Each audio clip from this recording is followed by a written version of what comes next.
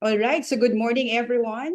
Welcome to Discovering Manulife UITF, elevating your wealth journey with us with sophistication and ease. So, ladies and gentlemen, I would like to present to you the content of our discussion for today. So, we will be tackling who Manulife Financial Corporation is.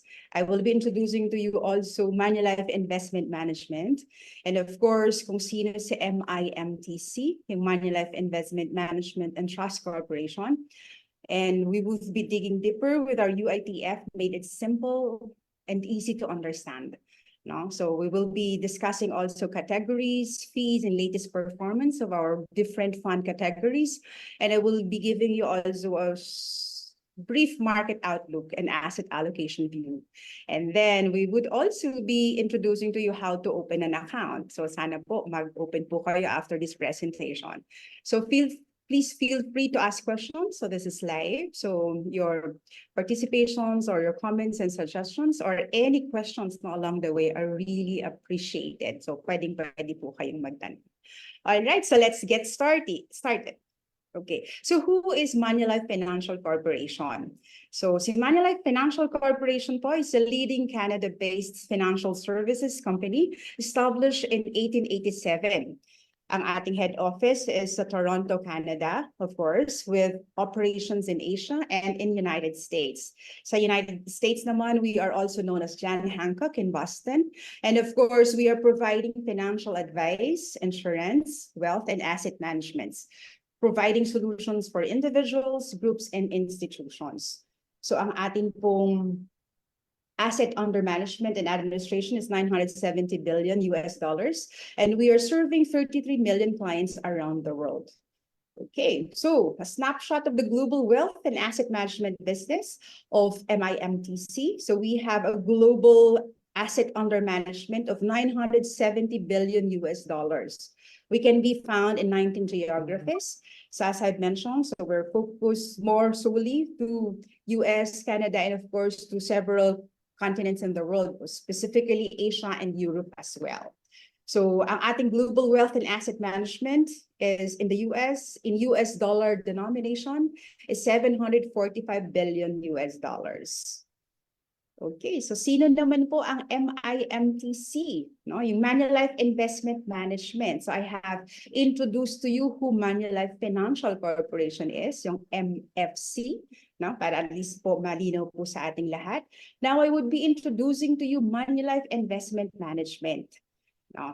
Okay, so here naman po we have a passion for providing solutions. So we have full resources of the leading global financial institutions. So meron po tayo, these are our product offering. We have fixed income. So we have 160 investment professionals. We have multi-asset solutions as well. And of course, this is a combination of bonds and equities. We also have alpha focus equity. Pag sinabi natin alpha focus, anong ibig sabihin nun?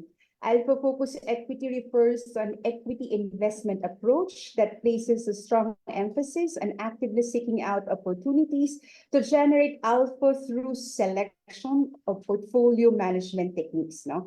So in layman's term, this is the investment managers employing an alpha focus equity strategy, typically conducting in-depth research and analysis to identify trends that they believe will outperform the broader market or para ma-supersede niya yung benchmark indexes or, of course, in other words, deliver superior returns to our investors.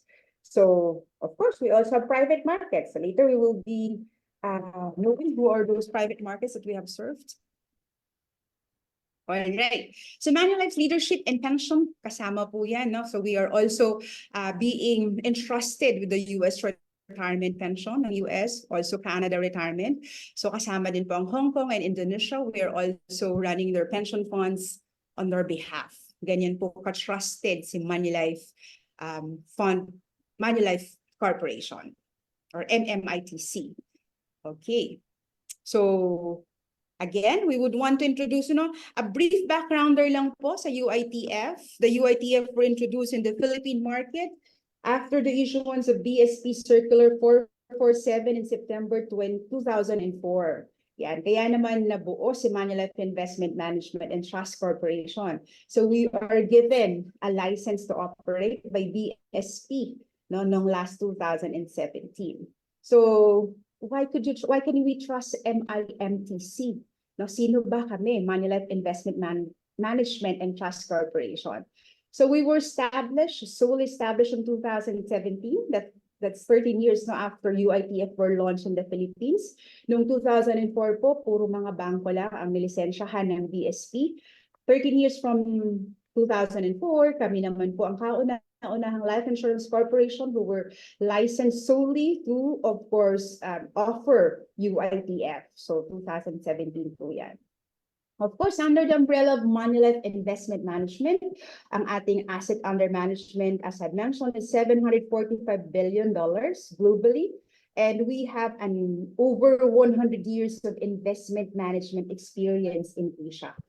Over 100 years because we have established 1887 already. We're already operating across the globe.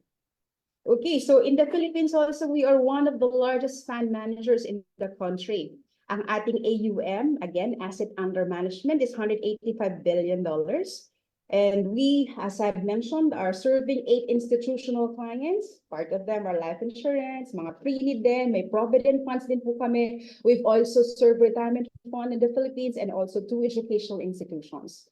For the sake of course, data privacy, we will not be tackling those institutions who entrusted their institutional needs to us. No? Okay, and of course, we are also so much proud of our global expertise, diba? So sobrang galing din po ng Manulife because when you invest in a UITF, you are not just investing into a local brand, but you get to access the world's largest equity market that hosts some of the biggest companies with the most dominant global presence and brand value through, of course, accessing 650 investment management professionals. So lahat yun under your command, no? You have an access to those 650 investment management professionals in 19 geographies. Diba ang saya? Hindi mo na kailangan umalis ng Pilipinas for you to have a global investment. Accessing to those global top brains, no, in terms of management strategies, because you have at your wing 650 investment management professionals, not just in one country, not just in one vision, but across 19 geographies. So ganun po kahusay ang Manulife Investment Management and Trust Corporation. So I hope the company yung ating palang pag-access sa global expertise and global footprint is already giving trust, no? It's a very good company, trustworthy company of your hard-earned money to start with, focusing on what we call the UITF placement. Alright. So, pag-usapan naman po natin sa simple at maikling statement, no? Yung tinatawag na UITF. Ano ba ang UITF? Diba? UITF stands for Unit Investment Trust Fund. So this is our key investment solution. Okay, so just to give you very, very easy to understand mechanics of how UITF works. So this is how it works. So this is an open-ended pooled trust funds denominated in pesos or in any acceptable currency. In Manulife MIMTC, we also accept dollar currency, which are operated and administered by a trust entity and made available by participation. So yan. So paano po siya umandar? Aandar po yan. So it's a very simple scenario. So these are the investors. So client A, B, C, no? So investors are being pooled their money, investing a pooled money, pinagsama-sama pong pera ng lahat ng mga investors. Ininvest po siya sa UITF. Alam natin, these are being managed by professionals across all 19 geographies, no? Over 650 professionals, management professionals, expert in doing the managing our funds, of course, no? So nilagay natin siya, ininvest natin siya sa MIMTC. So that's the name of the company where we invest our UITF. And of course, MIMTC now get to invest into different types of securities. So securities are financial instruments that represent a form of ownership or debt in a company or government entity and can be bought, sold, and traded.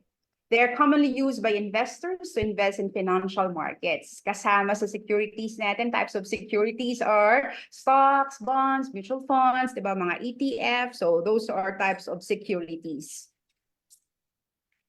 Okay, so again po, no, each type of securities has its own characteristics, risk profile, and potential returns. So as financial advisors, we are here to guide you to consider your investment goals and risk appetite. Yan. So kami po, yun po yung rule namin. No? Ang objective, of course, ng MIMTC is that the investors who have invested their hard-earned money through getting securities based on their investment objectives and risk appetite should generate returns, no? Sa UITF po, ang tawag po sa returns natin is ROI, or return of investment. So we don't call it interest, we don't call it yield, no? So it's more appropriate or more commonly fitting word for the ROI, return of investment. So mamaya, papakita ko po yung mga fact sheet natin or yung mga fund analysis po natin or fund sheet po natin para makita po natin ang mga tinatawag natin na ROI. No? Okay, and of course, those ROI are given back, distributed back, or claimed again by investors. No? So happy ang mga clients because I will be showing you how your money will be earning here when you put your money in UITF. Okay? So,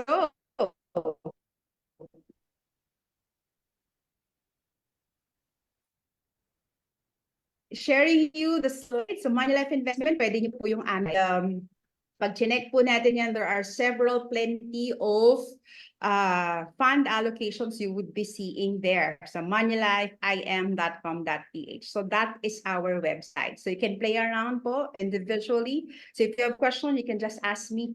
Then when you play and navigate to our official website.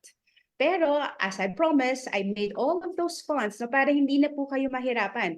I made a concise fund summary for you already. Ayan. So, hindi nyo na po yun kailangan intindihin para saan ba to or ano ba to ng mga funds, no? So, this is what you have to know. So, I have categorized it based on three, no, which is bond fund, and categorize it based on to the objective of the client. Pag sinabi nating bonds, ang objective ng kliyente is supposed to be for capital preservation lang. Diba? Ayaw na masyadong volatile. No? So, ang onshore, pwede siya sa tinatawag natin na global money market or Asia short dynamic Asia or yung Asia short duration or Asia dynamical. So from the word global, so it has, of course, exposure not only to US, but also to Asia and also to Europe. Yun yung sinasabi natin global. Pag regional naman, it's centered only to specific region. Say, for example, Asia lang siya, o kaya ng US lang siya, or kaya naman sa Europe lang siya. Yun ang ibig sabihin ng regional. Pag country-specific naman, of course, from the word itself, so it's country-specific. Okay, so we've categorized that fund category, bond funds. Diba? Review lang natin. Again, investors are supposed to be assisted or being helped, no, with the financial advisors like us. We are licensed to sell and operate or to give UITF services, no, to all of our clients. Okay, so bonds, napunta na natin kanina sa bonds. So we also have balance. So these are income solutions, no? Yun naman ang gusto kong tawag kay balance. No, si balance naman, it gives you income solutions because it aims to achieve growth and stable income with diversification benefit. Diba? Investing in flexible portfolio that dynamically allocates across all foreign and local currency and denominations. Currency denominations, pareha lang yun. To navigate through market volatility. Galing. Ulitin natin. Balance is equivalent to income solutions. Yung mga taong gusto may fixed income. May mga kliyente tayo, may mga tao na nagsasabi, gusto ko may monthly income ako sa pera kong yan. So I have 40 million. I would want to enjoy the fruit of my income every month, di ba? So balance po ang ibigay nyo sa mga taong ganun ang gusto. Or balance po ang kuhanin nyo if you are a particular person who would want to have an income solution-based investment. Diba? So we have that type of bonds as fund allocation as well. So balance. So equity funds naman, saan naman, no? Ano naman ang equity funds na tinatawag natin? So I would love to call the equity funds as growth-focused fund. Ulitin natin. So growth-focused naman siya. So it has a strong long-term capital protection. No, meron siyang long-term capital growth potential, pang long-term siya kasi ang gusto ng client dito, ang objective niya is lumaki yung kanyang capital appreciation ang gusto niya. So the client would want to, I don't need the money on a short-term basis, gusto ko lang long-term pagdating ng panahon, sobrang malaki na yung investment ko. So this are particular client. Ito yung mga particular na mga tao na fit to have an equity funds. They could tolerate the volatility of the market because they know that the strong long-term capital growth potential is, sulit sa risk appetite nila or match sa kanilang risk appetite. Kaya naman tinatawag na volatility of the market, they can stomach in all of the volatilities. So what are those fund categories? So global REIT, meron tayong tinatawag na REIT, global healthcare, so global technology, global thematic opportunities. We have global clean energy, we have global dynamic leaders, no? Sa regional naman, we have Asia Best Select or Asian. We have Asia Pacific REIT as well. We have country specific as well. Pag sinabi natin country specific, di ba kanina? So pag sinabi natin Dragon Growth, this focuses mainly in China. Pag sinabing Dragon Growth, American Growth, of course, US, and we also have India Equity. All right, so I hope that would be very clear. When we are investing to UITF, we'll have to see our financial objective and of course our risk appetite. So it goes hand on hand. All right, so just to recap for the repetition, para sa mga gusto po na capital preservation, ayaw ng masyadong market volatility, mag-bond fund po kayo. Pag gusto naman po ng income-focused or may pera po every month, gusto niya dalawa yung type ng earning ng pera niya, we have what we call the capital appreciation, 50% equity, and we have also a dividend payout, diba? Which is part of that is the government bonds and corporate securities. He goes to balance fund, which is nandito na yung mga fund allocations natin.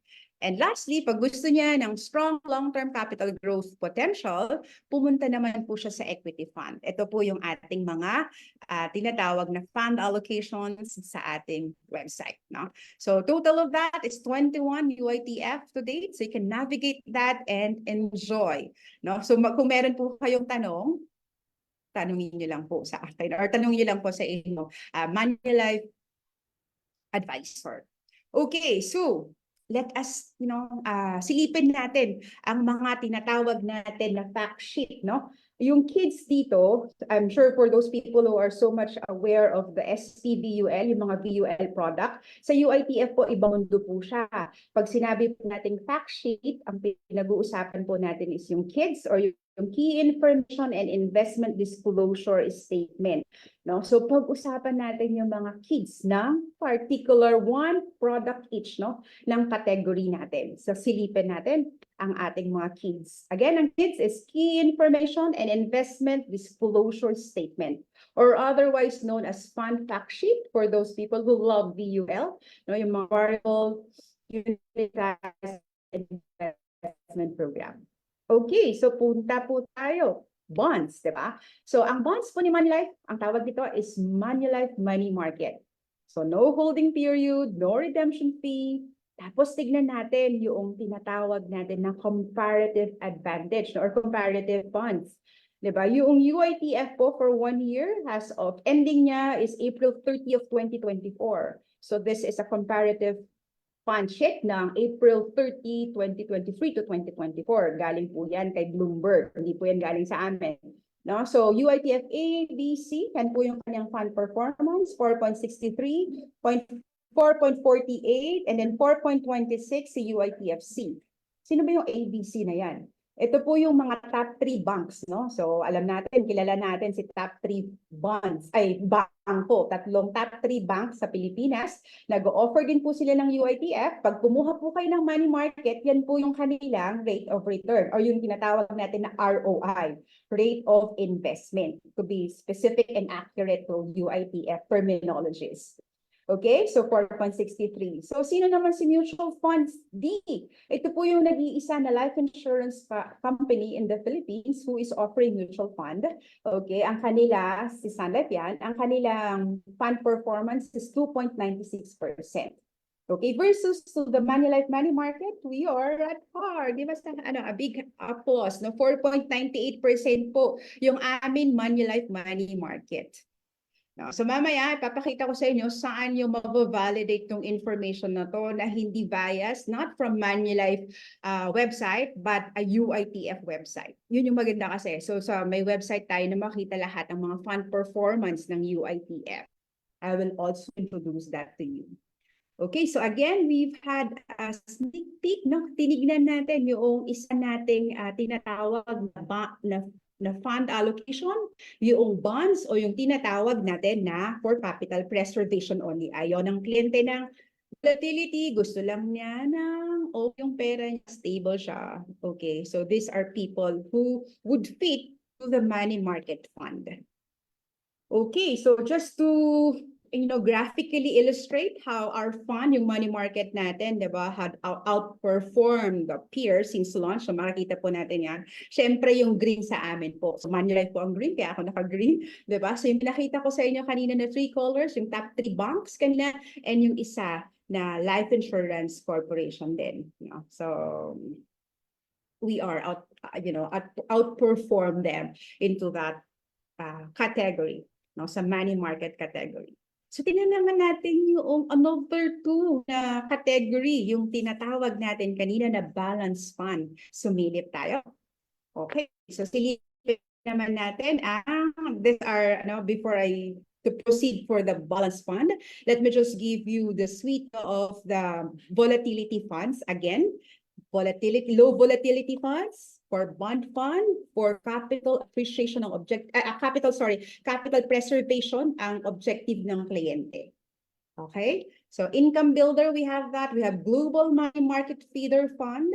Ano ba yung market feeder fund? No? Pag tinarinig natin yung feeder fund, it should go to our mind that it's a target fund.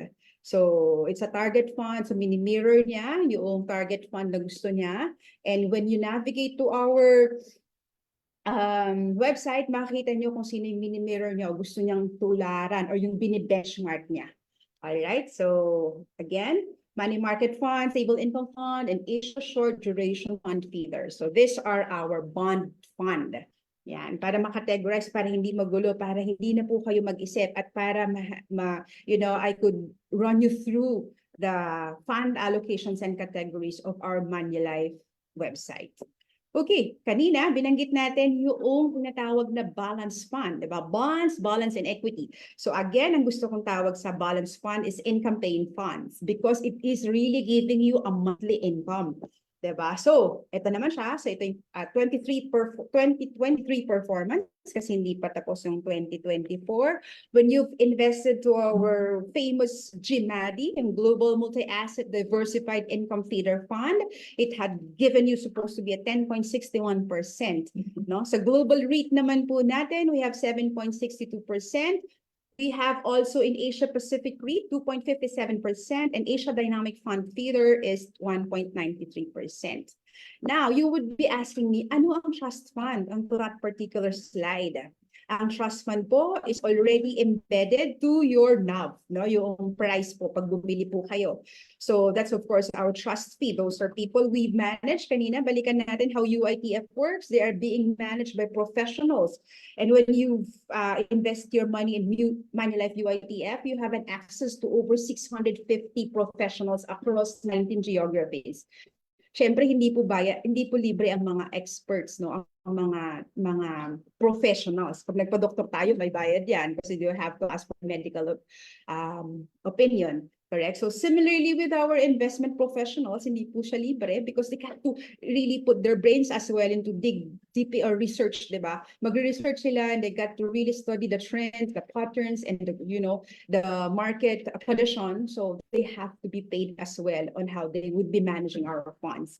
So yan po yung trust fee. But don't worry, this is across per annum already. So over 12 yan, over 365 days ang computations. It's very, very minimal. Sobrang insignificant na po yan at ma-appreciate mo talaga ang iyong investment with Manulife UITF. I hope that's clear. Okay. So, dito naman tayo sa Growth Focus Fund or what we call equity. Diba? So ito yung mga gusto natin, diba? Because it has a strong long-term capital growth potential. No, sobrang ganda ng kanyang long-term potential, katulad ng Global Technology Equity Feeder.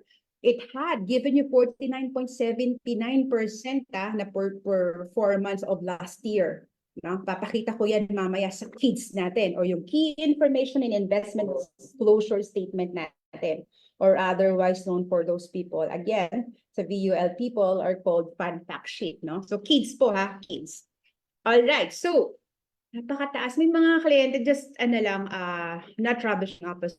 I all of our people who are offering different streams of income na pag sinasabi nila yung performance ko would gain 50% over 10 years time or over 7 years time.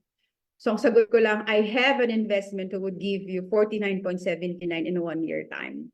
Diba? So, minsan kasi pag nag-gaya yung kliyente or yung, hindi naman kliyente, yung mga other financial advisors or even the investors, diba?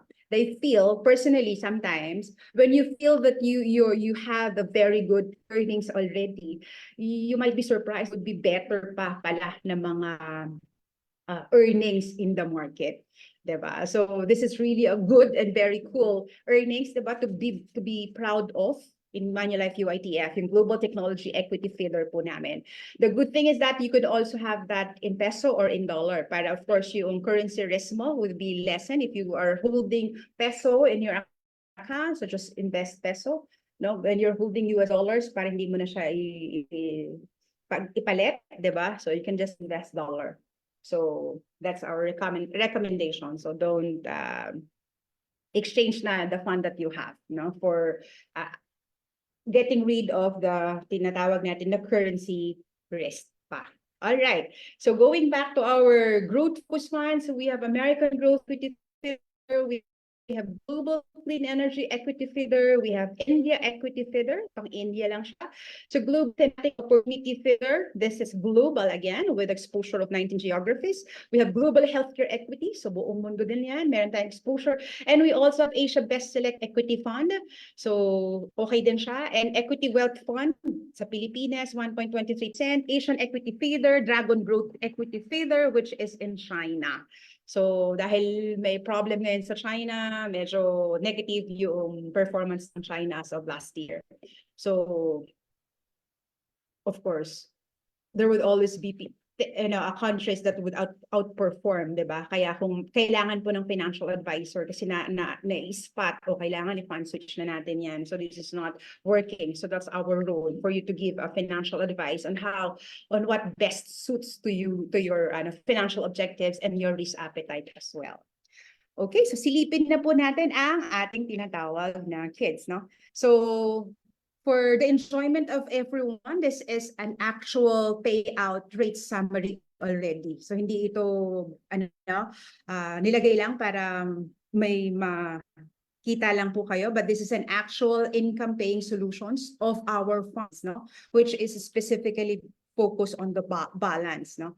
So yung pinakamataas natin is the GPI, yung tinatawag natin na monthly po yan, na payout. So every month may payout si client. So say for example, I have client to place 1 million for the sake of conversation. So 1 million, so may payout siya na monthly na 5,200, 5,500, may 5,300. So hindi po fixed, pero hindi po siya bumababa, no? Pag in-average mo yung August 23 to 2024, it will give you a 6% average. When you average the 2020 to hanggang February 2024, it will give you an 11% average annual payout. Isn't it cool na meron kang ganon na annual payout? Diba? Na meron kang dividend income from your equity. And of course, aside from the income payout that you are receiving, you're also having an exposure to capital appreciation, which is 50% of your fund. So nagma-monthly income ka na, paglabas mo pa ng market 3 or 4 years from now, meron ka pang capital appreciation. Kaya napakaganda. So you get the best of two worlds. You have a dividend income and capital appreciation. So this payout, income paying solutions, you can verify this to our, what we call, nandito na po sa gilid, yung ating mga tinatawag na funds, no? Na ating mga fund allocations. Okay, so clear? So ito na po yung ating tinatawag na key, no? Yung ating key information and investment disclosure statement. Let me just have see sa mga comments natin.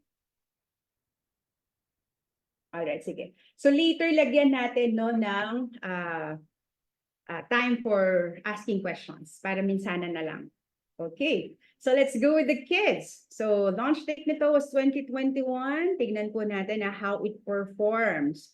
No, bakit maganda maglagay sa Global Multi-Asset Diversified Income Fund? Again, tingnan natin, ano nga ulit ang Manulife Global Multi-Asset Diversified Income Feeder Fund?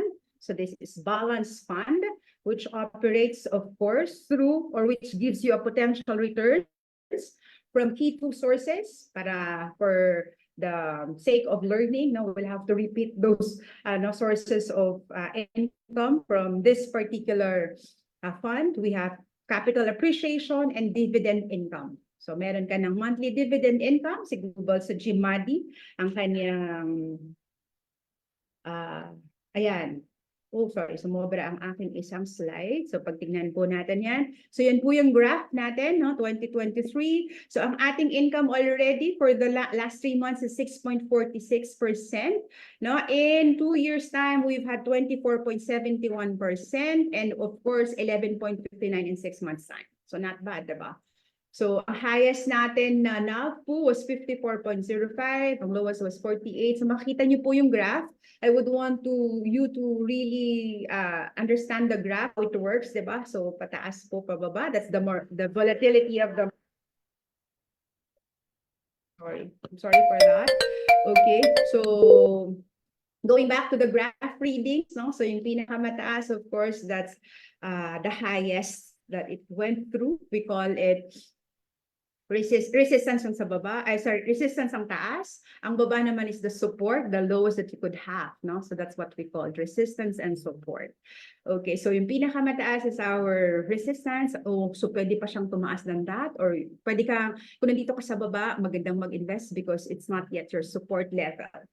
All right, so later that would be another segment on how we would be reading the graph in every fund allocation. But at least focus lang muna tayo sa UITF because it's a very beautiful and complex nature of how reading the graph will be a help for you when you get to decide for your investment and how you would navigate your investment risk appetite through the graph. So maganda din po siyang ituro next time. No? So pag-aralan po natin yan next time. Okay, so again, ito yung pinag-i-investan. Where we invest our fund is this, no? So more specifically into different global companies like Amazon, Citigroup, Bank of Nova, blah, blah, Scotia, diba, yung mga blank. No, so yun ang ating mga pinaglalagyan ng ating mga investments. Okay. So you've already seen the Manulife Global Multi-Asset Diversified Income Feeder Fund. We would want you to have this. That's the payout already. Pinakita ko po yan. So hindi po siya bumababa ng 0.5 no, hanggang February 12. Ang last payout was April 11 of last month. No? So may payout po yung mga kliyenteng nag-invest ito sa fund na to. And they're all happy. No? Kasi nga, sipin mo, invest ka na, may capital appreciation ka na, may monthly payout ka pa. Diba? So you're already enjoying the fruit of your investment in a monthly mode. Diba? Isn't it great? So if you want to have a monthly income, payout. So please, no, let us talk to you and we'll help you have your investment return gives you a monthly payout on top of you having your equity or your capital appreciation when you exit the market. Diba? All right.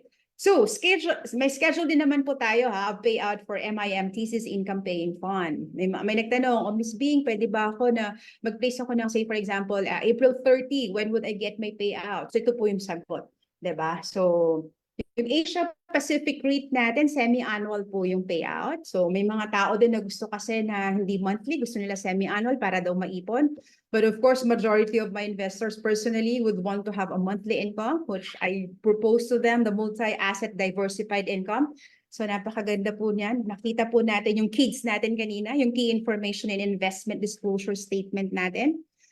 Yan. So last subscription date, may business day 6 po tayo within cut-off. Makukuha na po niya yan sa next na April 8. No, yan po yung ating distribution date. No, magdagdag po tayo ng business day 7 para sa distribution of the payout. Diba? Meron po marireceive si kliyente na email notification, Mr. Client, blah, blah, you have this particular amount to be credited to your account. Okay, so marireceive niya yon. It's a notification through the email. Sa email lang ng kliyente pumupunta yon.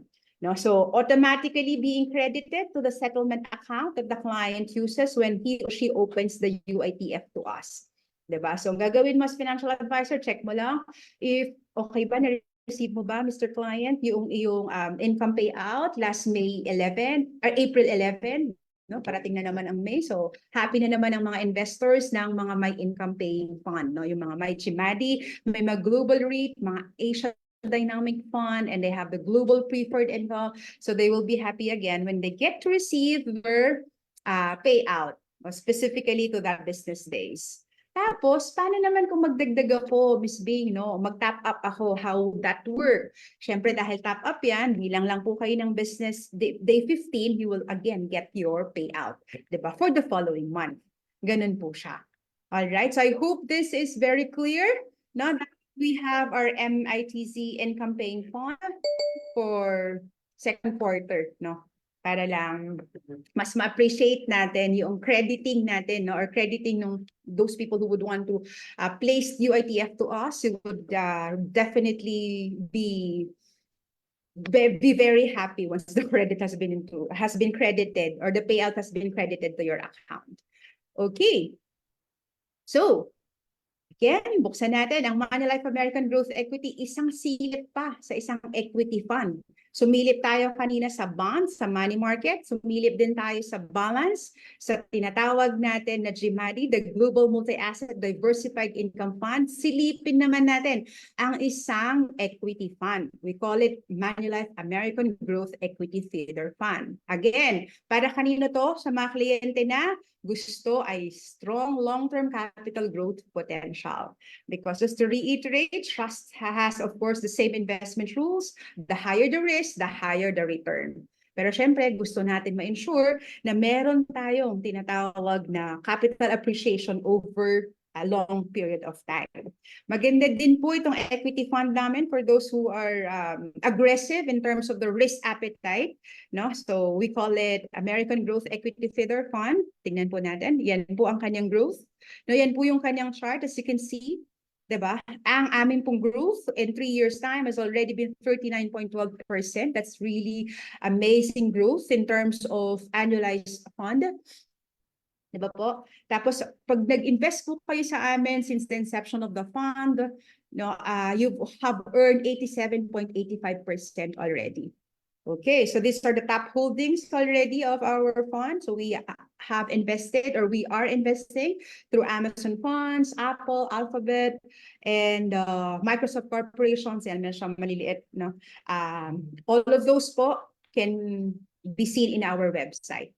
Para pinapakita ko lang how to read po our kids or our key information and investment disclosure statement for you to be very aware on what particular fund that suits you and what particular funds would really help you have your financial objectives and of course your risk appetite being met. No? Yung makakatulog ka pa sa gabi, mahimbing ang tulog mo, even you have your millions in UITF because it suits your investment or your risk appetite. No? So I am so proud to tell po lahat ng mga kliyente ko. Okay, me not bragging, but me just being telling you that those people who yung mga kliyente na na-servicean po natin, dapat sobrang fit talaga yung kanyang investment risk appetite dun sa fund allocation that we are giving so that in terms of market VUCA, yung tinatawag natin volatility and uncertainties, they will not be rushing to your phone na natataranta. They would not be in panic mode because you really educated the client and the client knows the risk and the client knows the potential return of the risk that they have given and that you're also a very good financial advisor to them kasi they hold their investment through the low time and they get to enjoy their investment through the high time. Diba? So dapat ganun po yung ating objective to help our people, to help our clients to really grow their fund because it meets their investment risk appetite. Of course, solely knowing their financial objectives as well. I hope that is very clear. So we have seen 3 snapshots of our fund allocation or our fund categories into 3 different segment. Yung bonds natin, nakita natin money market. Again, inuulit ko po for repetition of learning. So we have our balance fund. We have yung GMADI natin, is the income paying fund natin. And we also have the equity, which is what we call the growth focused fund. Diba? So again, when you invest in UITF of Manulife, you get to have an access to the world's largest equity market. No? Pag naglagay tayo sa equity pinag-uusapan natin today, that hosts some of the biggest companies with the most dominant global presence and brand value. Kasi pinag-aralan po talaga yan. It's a depth research of all of our fund professionals over 19 geographies, no? Inaral kung saan talaga ilalagay yung pinaghirapan nating pera para po kumita and maibalik po sa atin as investors and that we will be happy, you know, every month and in long-term basis. No. So far, you're good? Okay, so ito naman po yung tinatawag natin na non-bias na website para lahat ng mga pinakita ko po sa inyo, ma-check po ninyo uitf.com.ph. I will not be helping you run through it. No? Yung uitf.com, pag binuksan po natin yan, lalabas po dyan yung other ranking of UITF who are selling or who are providing UITF. No, so non-biased po yan kasi hindi po yan galing sa amin na website. It's the website of the whole UITF in the Philippines. Diba? So para ma-verify nyo lang that everything that I have said is really true and correct and that this particular kid, so yung key information and investment disclosure statement that I have discussed is also could be verified through this particular website. No? Ang ganda pala talaga ng UITF ng Manulife. Nakikipagsabayan pala siya talaga at na-outpar pa niya yung mga top 3 banks, diba? And of course, sa ating other friendly competitors. All right, so I hope you've had that particular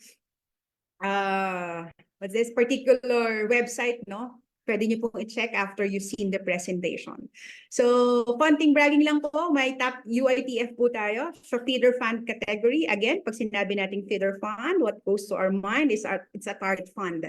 Yung bini-benchmark niya, ano yung gusto niyang supersede o mapantayan. Yan ang ibig sabihin ng feeder fund. No? So, target fund lang yan in layman's term, yung gustong i-mirror na performance ng company.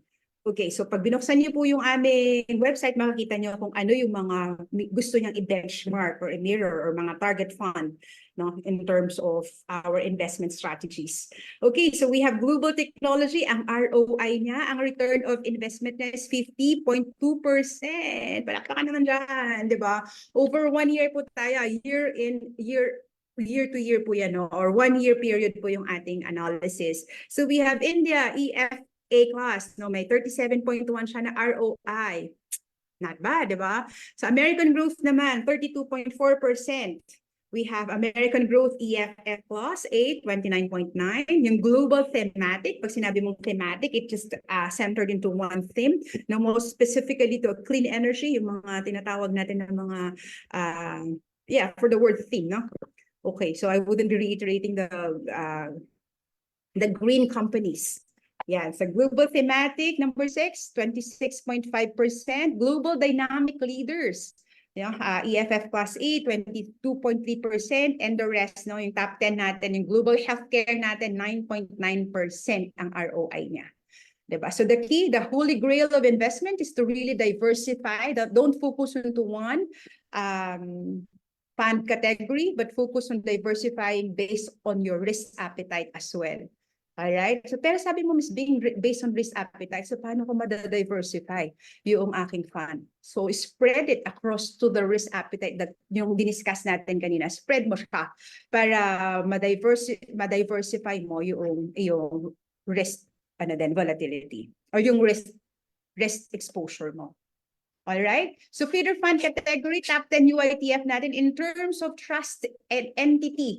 Diba? Yung global technology natin, 45% ang return of investment, diba? Hanggang sa 10th would be our EWB, which is 500 EIEF, which is 25.1%. All right, so that's a very good, diba, na mga top 10 natin na equity. So kung gusto po ninyo na mag-invest po dyan sa mga top 10 na yan, we would gladly really assist you in doing that. No? Okay, so just to give you lang a quick outlook din. So na-discuss na natin ang UITF. You might ask me, so bakit ano naman ang mangyayari sa atin? Now, what are we facing right now? How could we properly navigate our funds that are available for investment? Because, we would be basing, of course, into the market outlook. Diba? Ano ba ang nangyayari sa ating ekonomiya?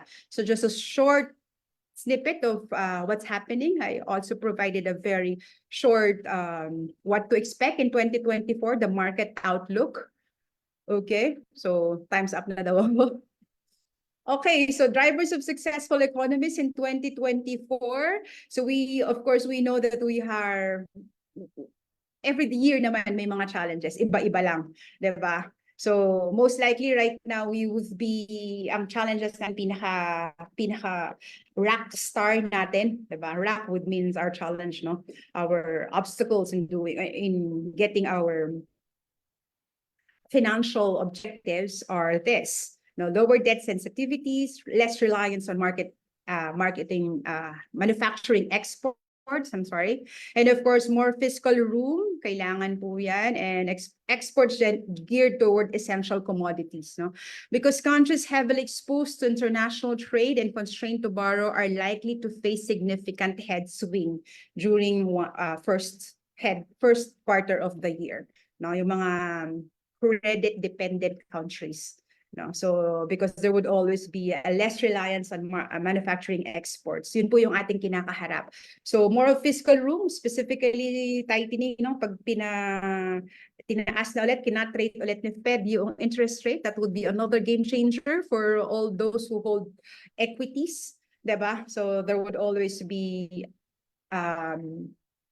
an effect, no? Yung tinatawag natin na spiral effect pag tumaas yung, or pag nag-cut ng rate yung Federal Reserves, no? Yung Fed, yung tinatawag natin na Bangko Sentral sa Pilipinas, sa US, tawag doon is Fed. Okay, for the benefit of those people who are not so much exposed to what Fed needs. Okay, so global rates are expected to fall in 2024. Pre-empt ko lang because of course, yung tinatawag natin na Fed rate, no? Yung 2024 natin will likely show the last leg of inflation battle. So, dahil magkaka-trade ba tayo? Hindi. Yan. Ganyan ang kwento ng Fed eh. No? So, in our view, central banks will begin easing before inflation. So, may quantitative easing before inflation. Definitely, nararamdaman natin ang inflation, of course. No? And we'll have to risk re-emerging of inflationary pressures. So, these are the major challenges. No? So, but then, we would be having what we call hope, no, for the future. Ano naman ang hope natin, di ba? We would be shifting our demand-driven to supply-driven world. Yun ang hope natin to really ease from what we call the challenges of last year and this year. Kaya ito yung ating mga pagtutuunan ng pansin. Dito tayo maglalagay ng ating energy because these are the drivers of global economy. So we will be shifting from traditional demand-side factors going to supply-side influences. Diba? So we are seeing that already. The globalization has been replaced with friendshoring or onshoring. Nakikita na natin yan, yung mga potential dati heavily reliant dati sa mga countries na, say for example, sa China. They are again putting the reliance now to India. Diba? So may mga demand-driven, supply-driven change in the world. Okay, climate events have translated into supply and chain disruptions, and post-pandemic policies have resulted to supply chain delays. No? So, yan po yung gusto natin, asset classes with high potential to get investor attention. Gusto po natin na i-introduce or i-educate sa lahat ng mga kliyente natin. And to our clients, so if you are not yet holding fixed income, please get one for you from now on or for today. No? Kuha na po kayo ng fixed income right now because it has a high potential to get a high return. Pag nagbawas po ng Fed, nagbawas po ng interest rate si Fed, aakyat po ang interest rate or ng yield ng bonds natin. Diba? So start relationship with the interest rate and of course the bond income, no? Yung mga fixed securities natin tataas. Pagbaba na interest rate, tataas naman siya. So wala ka pang fixed income, kumuha ka na ngayon habang hindi pa siya nagka-cut ng rate, no? So ganun lang po siya kasimple. Okay, so beneficiaries of supply chain realignment. So lagay po natin sino-sino yung mga countries na pwedeng mas madagdagan yung supply. Gaya ng binanggit ko kanina, India right now is a very good source of supply-driven country, di ba? Na pwede nating i-reallocate if we have some of our country-specific allocation, pwede natin, baka gusto natin maglagay din sa India or to other soaring Asia countries, no? So strategic commodities as well. All right, so asset allocation outlook. This is just for the sake of time. We would want to put in an emphasis to the client's objective, and of course, the risk appetite should match with the fund category that they would have to give it to us. All right? Kasi we're using a tactical asset allocation view. So meron tayong broad asset classes. No? Ito po siya, hindi ko na po siya isa-isahin, but the underweight meaning that's the view of our specific markets. Yan po yung ating pinaglalagyan ng ating hard-earned money ng equity. So, all right. So, balikan lang po natin very quick lang. View major asset classes, yung mga major asset classes, pag sinabi natin asset classes, no, yung bonds, equity, yan, classes yan. No? So, ito po yung ating asset allocation for the sake of those people who would be asking ano yung ating mga asset allocation view. No? So, yan po siya. Okay, so I hope this session really gives you an insight, a concrete insight on what to choose from your own fund objective, based on your fund objective and based on your risk appetite. No? So I have mentioned three categories. We've seen also yung kids natin, yung ating fund fact sheet, yung key information and investment disclosure statement natin. I have shown also the return of investment to all of you and seen also yung mga tinatawag nating mga strategies of our professionals, diba? So you might ask, no, paano ba ako mag-open ng account, Miss B? We'd gladly help you with that. Just give us a ring, no? Pero just for the sake of an overview, account opening for individuals, this is just what we need from you, diba? One valid lang, proof of address, syempre kailangan may bank account ka kasi doon po yung settlement account na paglalagyan po ng pera pag kinuha mo na ulit sa amin or paglalagyan po ng credit ng fund mo every month. No? But you can also pay your initial investment or your top-up investment through bills payment with BDO, BPI, Metro Bank, Securities, and Union Bank of the Philippines. So those are the 5 bank po that receives our payment for MMITC. Okay. So account opening for institutions, pasadahan ko lang din po ng mabilis. No? So we have this account opening kit. Kailangan po may GIS. No? Again, pang institution po ito, pang corporation. Pero kung kayo po ay individual naman, you don't need this. So what you only need is this. Para klaro lang po. No? So what you only need is, ulitin natin,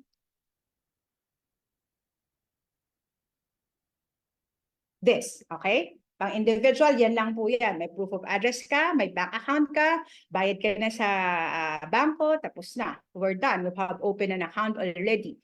Now, we would help you really identify what suits you best in terms of you choosing your fund category. Okay, pag institution, which means corporation ka or institution ka, ito po yung kailangan mong i-prepare at i-submit po sa amin. Yan, so these are already listed. Okay, so maraming salamat po. No, I apologize for not reading all your questions on the screen because nagdo-double salita if I have to open my nearest FB here. Alright, so kung wala na po kayong tanong, maraming salamat po sa inyong lahat. And I hope you've learned a lot po from this session. We have concised it for a layman's term for you to understand what the benefit of UITF will be when we invest and how we could help you really identify your financial objective and help you meet those financial objectives through our UITF offerings. Maraming salamat po and have a blessed Thursday afternoon, morning. Thank you so much. Maraming salamat. Thank you.